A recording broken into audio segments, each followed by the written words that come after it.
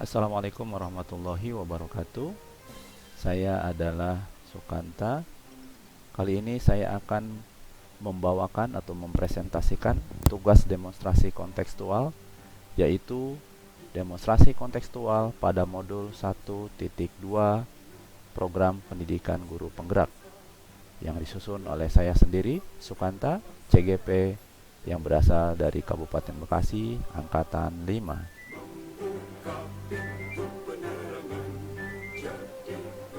Pada presentasi kali ini saya akan mempresentasikan tentang rencana aplikasi nilai dan peran guru penggerak 3 tahun pertama saya setelah saya lulus dari program pendidikan guru penggerak ini.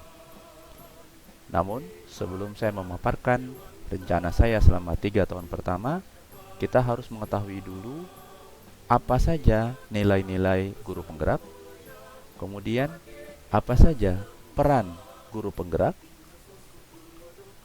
Yang berikutnya, kegiatan apa saja yang saya lakukan di tahun pertama, kegiatan apa saja yang saya lakukan di tahun kedua, serta kegiatan apa saja dan peran apa saja yang saya berikan di tahun ketiga untuk komunitas ekosistem pendidikan di lingkungan saya.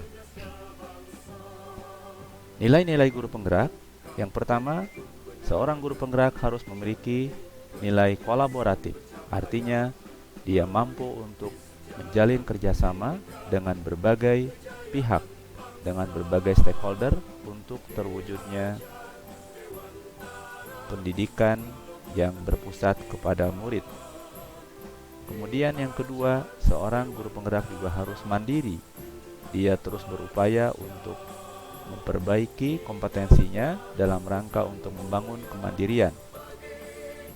Hal yang tidak kalah penting yaitu nilai reflektif. Artinya seorang guru penggerak ketika dalam melaksanakan sesuatu itu harus diiringi atau dibarengi dengan kegiatan evaluasi dan refleksi untuk melihat kekurangan dan perbaikan di masa yang akan datang.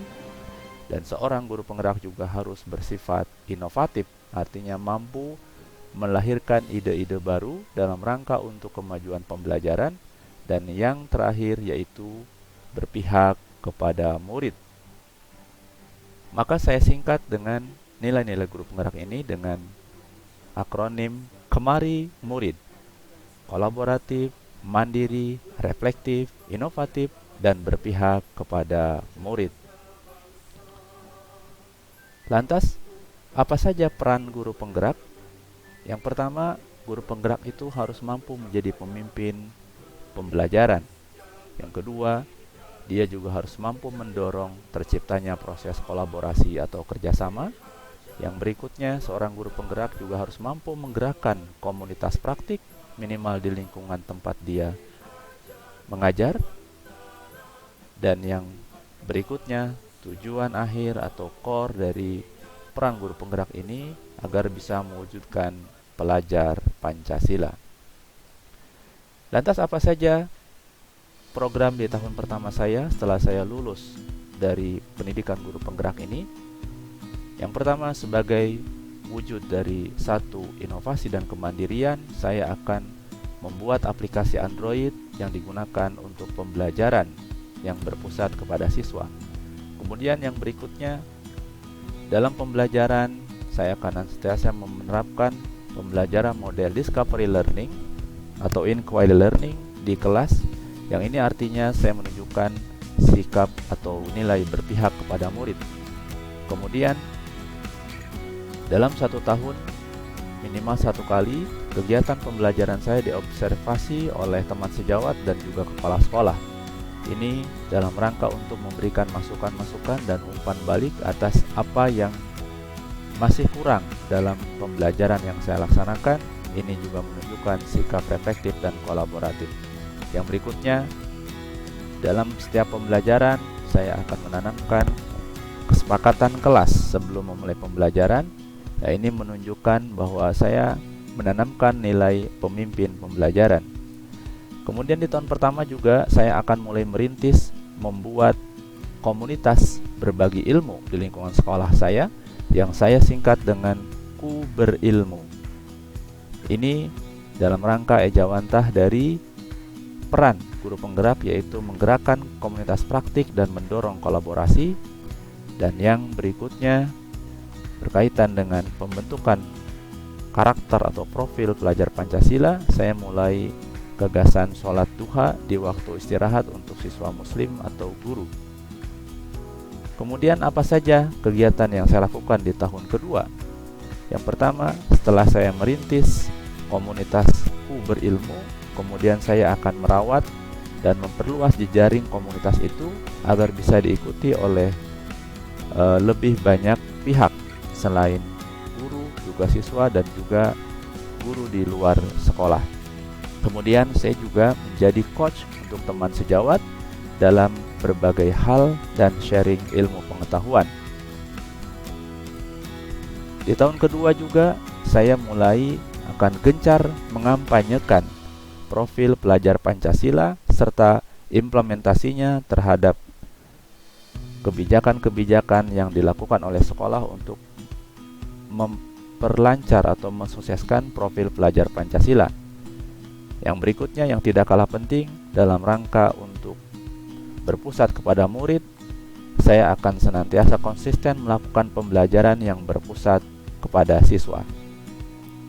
Lantas apa saja program saya di tahun ketiga? Setelah saya memulai dari diri sendiri, kemudian mengajak orang lain, maka saya akan juga mengadakan sharing manajemen mengenai ketercapaian penanaman profil pelajar Pancasila di sekolah dengan melibatkan kepala sekolah, wakil kepala sekolah, dan teman sejawat. Kemudian saya juga masih konsisten untuk melakukan pembelajaran yang terus berpusat kepada siswa agar terwujudnya merdeka belajar. Dan di tahun ketiga juga saya akan terus mendorong pembelajaran berbasis project learning, di mana siswa bisa menghasilkan satu karya dalam pembelajaran yang digunakan untuk proses pembelajaran supaya bisa lebih kritis, kreatif, dan inovatif. Dan saya juga akan berbagi dengan teman sejawat sebagai narasumber lokal untuk hal-hal yang bisa saya berikan atau saya bagikan. Di tahun ketiga juga saya akan mulai mengembangkan program channel YouTube motivasi dan pembelajaran yang sudah saya bangun agar ini bisa terus menginspirasi secara lebih luas, tidak hanya di lingkungan sekolah saya, juga bisa dalam lingkup yang lebih umum. Kemudian saya juga akan mulai aktif dalam peran saya menjadi salah satu tim pengembang sekolah atau TPS yang ada di sekolah kami. Dalam hal ini saya sudah mulai bisa memberikan ide-ide, masukan-masukan untuk proses pelaksanaan atau terlaksananya perwujudan profil pelajar Pancasila dengan melibatkan stakeholder di sekolah. Itu semua saya lakukan dalam rangka untuk mewujudkan profil pelajar Pancasila, yaitu beriman dan bertakwa kepada Tuhan Yang Maha Esa dan berbudi pekerti luhur. Yang berikutnya berkebinekaan global. Berikutnya adalah mampu bersikap gotong royong. Kemudian terciptanya pelajar yang mandiri, kritis, dan kreatif.